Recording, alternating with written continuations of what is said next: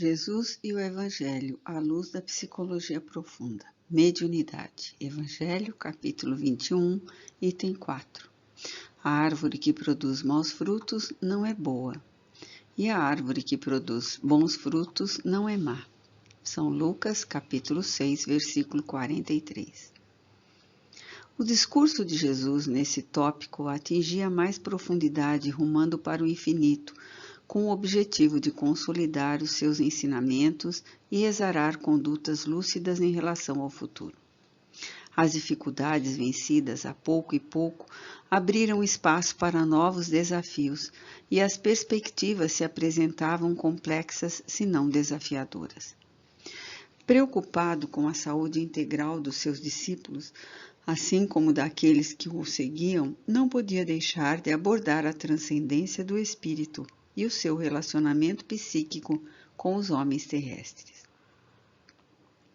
Várias vezes, eles testemunharam o fenômeno atormentado da obsessão sob diversos aspectos, desde as convulsões de cunho epiléptico até as enfermidades físicas, as subjugações amesquinhantes e as alucinações mais frequentes. Também tomaram conhecimento da transfiguração diante de seres imortais e esplendentes no Monte Tabor, deslumbrados e comovidos. Tornava-se, pois, indispensável desfazer a sombra coletiva que pairava soberana sobre as pessoas sem orientação.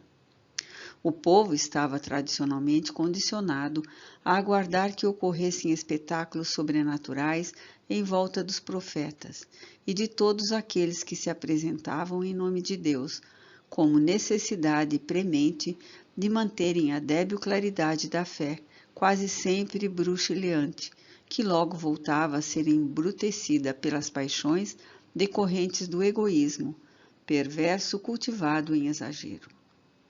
Por que pairasse um silêncio multissecular sobre o país a respeito do profetismo, quando antes era habitual, ao revelar-se o Messias, todos desejavam que o demonstrasse sem cessar, apesar dos inumeráveis sucessos que ele produzia a miúde por onde passava. A sede de novidade é sempre crescente nos indivíduos estúrdios e destituídos de percussiência para a identificação dos valores eternos e nobres da vida, permanecendo sem cessar à cata de distrações para fugirem da realidade de si mesmos e dos desafios que os surpreendem a todo momento, convidando-os ao crescimento interior. Reconhecendo que seria breve o trânsito terrestre e que o embuste e a mentira seguiriam o seu encalço após a morte, foi peremptório advertindo aos amigos sobre a possibilidade do surgimento de falsos profetas, qual ainda ocorre nos dias atuais. Como distingui-los? Quais os sinais de identificação que poderiam representar a sua autenticidade? E de imediato a imagem da árvore foi tomada como significativa e definidora da legitimidade de cada ser, irretorquível pelo seu conteúdo específico, graças ao qual a árvore que produz maus frutos não é boa, e a árvore que produz bons frutos não é má. É óbvio que somente através dos atos que revelam os valores morais de cada criatura se pode avaliar se a mensagem de que alguém se faz portador é verdadeira. Ninguém há que, denominado pela sombra, possa desvelar significados profundos somente encontrados naquele que esteja identificado com a fonte do bem. Mediante a conduta, portanto, os interesses e conveniências se pode aquilatar sobre as qualidades morais do ser humano, porquanto são-lhe o documento digno de fé. A ausência da sombra sempre favorece a presença do conhecimento e do discernimento, da ação oposta ao egoísmo, produzindo harmonia interna e não ambição, não competitividade vulgar e destruidora. Autêntico em si mesmo, reflete o psiquismo superior da vida e arrebanha outras criaturas, conduzindo-as na direção da plenitude que já antegoza. adindo esclarecimentos à lição neotestamentária. Posteriormente, o apóstolo São João, na sua primeira epístola, capítulo 4, versículo 1, informou com sabedoria repassada de ternura: Meus bem-amados, não creiais em qualquer espírito, experimentai se os espíritos são de Deus, porquanto muitos falsos profetas se têm levantado no mundo. Justo confessar que já no seu tempo surgiram os impostores, desejando orientar as massas e oferir recursos para a sua sombra, responsável pelos transtornos que causavam. Reconhecidos pelo caráter doentio, assim mesmo prosseguiam enganando outros semelhantes, que se compraziam nos jogos da mentira e da disputa, irresponsável pelos prazeres do ego alucinado. A imagem da árvore é novamente trazida para avaliação, respondendo sabiamente a respeito da qualidade de que reveste as interferências espirituais, as profecias que se referem à vida transcendental. Nesse texto de alta magnitude, a psicologia profunda cede lugar à análise da psicologia transpessoal, porque mais compatível com a mensagem que aure na psicologia espírita, a explicação clara e significativa, interpretando o fenômeno na área da mediunidade, que serve de instrumento para a pesquisa sobre a sobrevivência do ser à morte física, assim como a sua anterioridade ao berço e no intervalo entre uma e outra existência, a comunicação real. Esse capítulo profundo da psicologia transpessoal ilumina-se com a constatação de que a faculdade que permite o intercâmbio entre os dois planos vibratórios, o terrestre e o espiritual, é da alma, que o corpo reveste de células para permitir a sua ocorrência. É semelhante à inteligência que, de origem extrafísica, nos soma encontra os neurônios e outras moléculas especiais para a sua exteriorização.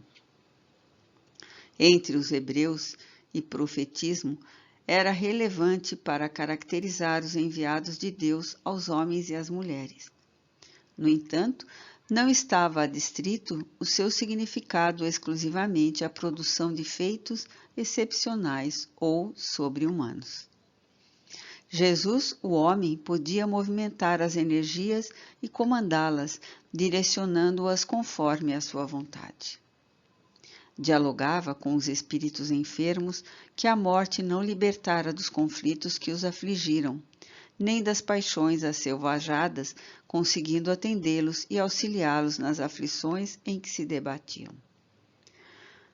Adentrando-se psiquicamente no futuro, descerrou então parte da cortina que o velava e entreteceu considerações incomuns sobre o seu ministério, morte e ressurreição, apresentando no futuro as consequências da insânia e da soberba humana, conforme o seu sermão profético, que se tem cumprido desde o momento da destruição do Templo de Jerusalém, que fora previsto até a diáspora, e ali os acontecimentos históricos que se hão apresentado na sucessão dos séculos. A mediunidade, portanto, é de essência espiritual, exteriorizando-se sob a interferência e direcionamento dos espíritos, que, de acordo com a sua procedência, semeiam sombras e aturdimentos, enfermidades e desaires, ou luz mirífica de esclarecimento, de caridade, de amor. A psicologia profunda conhece-lhe o poder face à sua integração na consciência cósmica, na qual adquiria sabedoria e renovava as energias em intercâmbio transcendente, inabitual para os seres humanos. A sombra coletiva, no entanto, prossegue inquietando e os indivíduos assodados pelo ego não superado esperam o Messias que os libertem dos vícios e da intolerância sem o alto esforço, que lhes concedam felicidade sem a ocorrência de vexames, sem lutas, esquecendo-se que, mesmo que de tal absurdo se fizesse normal, não poderiam impedir-lhe a ocorrência da morte física, o enfrentamento com a autoconsciência e com a realidade. Para atendê-los no turbilhão das aventuras do cotidiano, surgem e são celebrizados homens e mulheres prodigiosos que se afirmam profetas e cristos, capazes de solucionar os problemas gerais, menos os próprios, nos quais estorcegam em desespero insano. A árvore, representando o anima da mediunidade, oferece o fruto, seu ânimos, em perfeita identidade. Uma e outro definem pela produção a qualidade que os constitui. O profeta e as suas revelações, o animus e a anima da imagem elucidadora, compõem a unidade que pela qualidade demonstrará se a sua é uma origem saudável, verdadeira ou enfermiça da sombra, mentirosa e petulante. Jesus assimilou as ideologias vigentes naqueles dias, mas não se deteve nelas.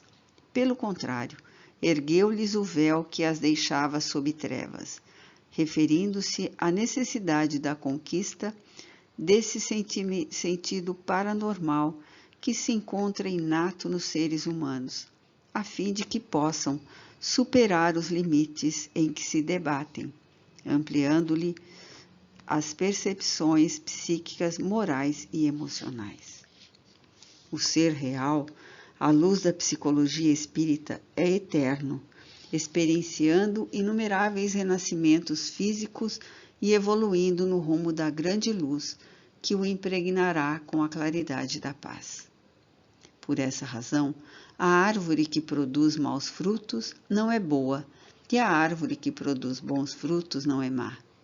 Prosseguindo com lição psicológica de seleção de valores humanos, auxiliando a que sejam identificados e reconhecidos os verdadeiros profetas, os médiuns das verdades espirituais, e que através dos seus atos, sem sombra, mereçam respeito e consideração, ou simplesmente compaixão e socorro.